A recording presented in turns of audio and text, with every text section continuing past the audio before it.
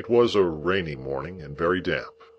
I had seen the damp lying on the outside of my little window, as if some goblin had been crying there all night, and using the window for a pocket handkerchief. Now I saw the damp lying on the bare hedges and spare grass, like a coarser sort of spider's webs, hanging itself from twig to twig and blade to blade. On every rail and gate wet lay clammy, and the marsh mist was so thick that the wooden finger on the post directing people to our village, a direction which they never accepted, for they never came there, was invisible to me until I was quite close under it. Then, as I looked up at it, while it dripped, it seemed to my oppressed conscience like a phantom devoting me to the hulks. The mist was heavier yet when I got out upon the marshes, so that instead of my running at everything, everything seemed to run at me. This was very disagreeable to a guilty mind. The gates and dikes and banks came bursting at me through the mist, as if they cried as plainly as could be, "A boy with somebody else's pork pie! Stop him!" The cattle came upon me with like suddenness, staring out of their eyes, and steaming out of their nostrils. "Halloa, young thief!" One black ox, with a white cravat on, who even had to my awakened conscience something of a clerical air, fixed me so obstinately with his eyes, and moved his blunt head round in such an accusatory manner as I moved round, that I blubbered out to him, "I couldn't help it, sir. It wasn't for myself I took it." Upon which he put down his head, blew a cloud of smoke out of his nose, and vanished with a kick up of his hind legs and a flourish of his tail. All this time I was getting on towards the river, but however fast I went, I couldn't warm my feet, to which the damp cold seemed riveted, as the iron was riveted to the leg of the man I was running to meet. I knew my way to the Battery, pretty straight, for I had been down there on a Sunday with Joe, and Joe, sitting on an old gun, had told me that when I was apprenticed to him, regularly bound, we would have such larks there. However, in the confusion of the mist I found myself at last too far to the right, and consequently had to try back along the riverside, on the bank of loose stones, above the mud and the stakes that staked the tide out.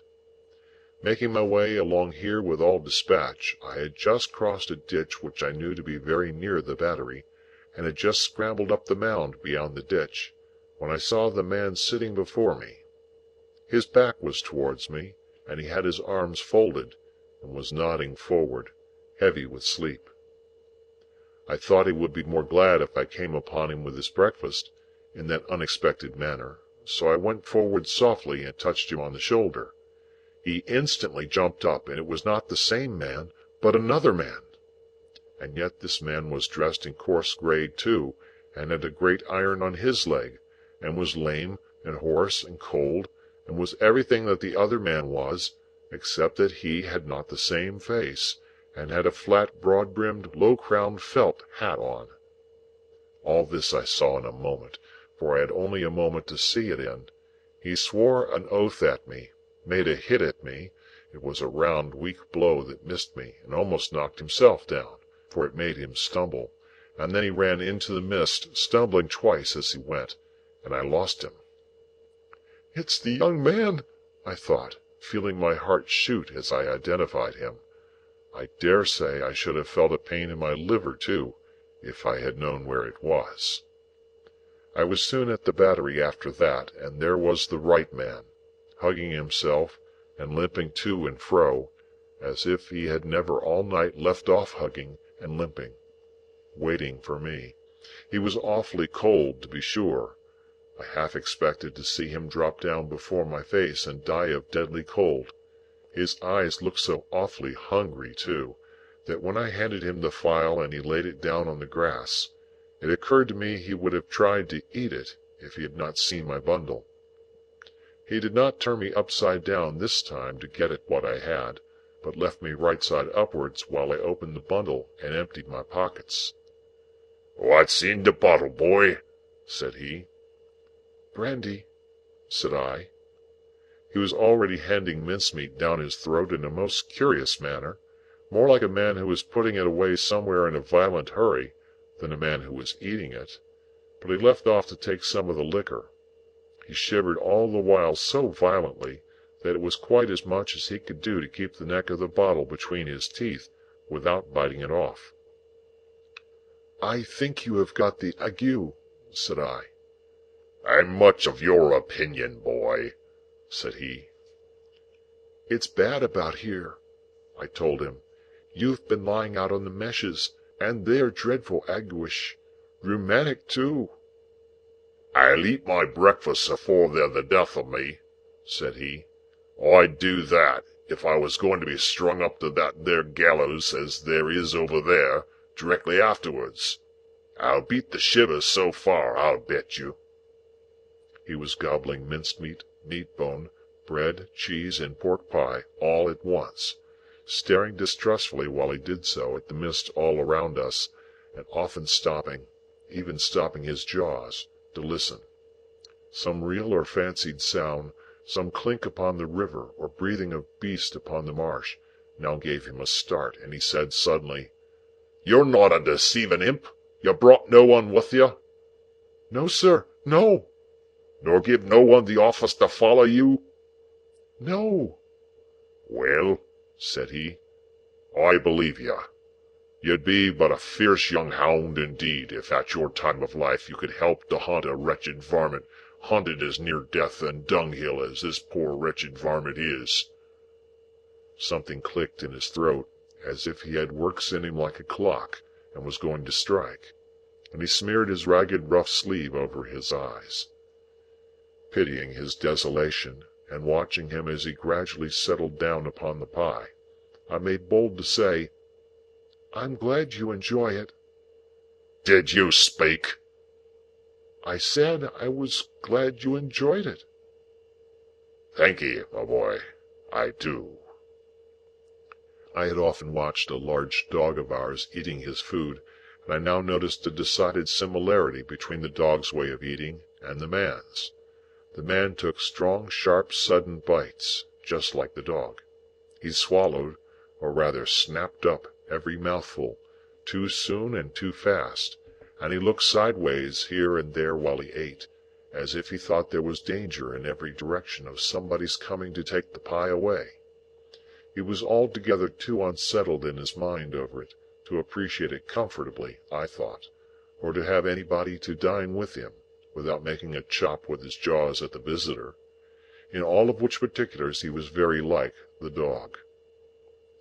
"I'm afraid you won't leave any of it for him," said I timidly, after a silence during which I had hesitated as to the politeness of making the remark.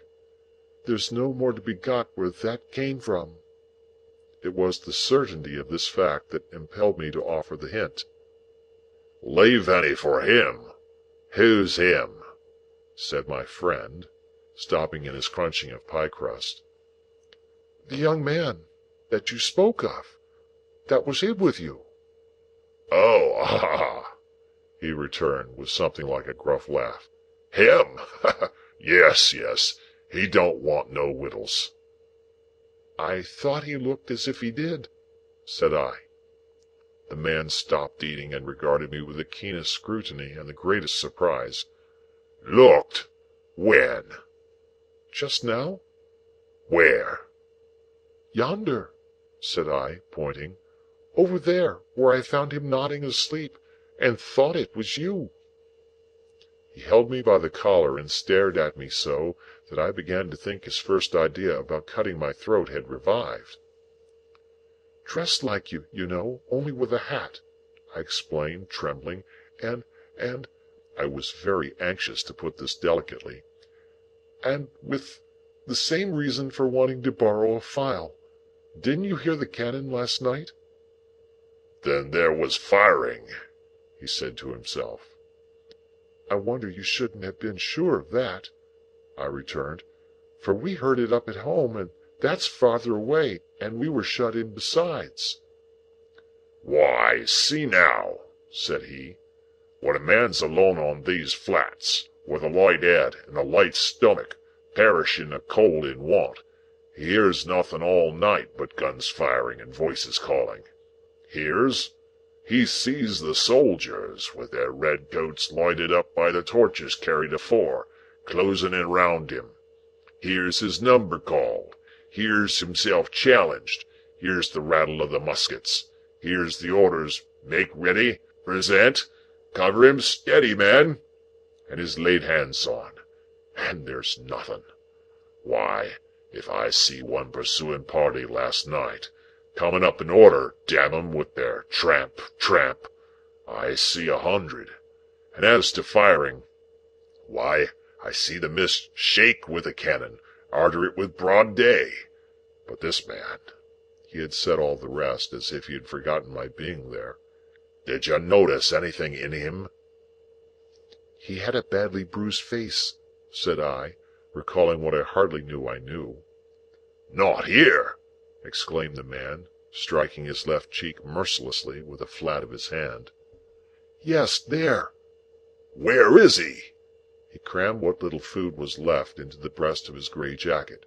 Show me the way he went. I'll pull him down like a bloodhound. Curse this iron on my sore leg. Give us hold of the file, boy. I indicated in what direction the mist had shrouded the other man, and he looked up at it for an instant, but he was down on the rank wet grass, filing at his iron like a madman, and not minding me, or minding his own leg, which had an old chafe upon it and was bloody, but which he handled as roughly as if it had no more feeling in it than the file. I was very much afraid of him again, now that he had worked himself into this fierce hurry, and I was likewise very much afraid of keeping away from home any longer. I told him I must go, but he took no notice, so I thought the best thing I could do was to slip off.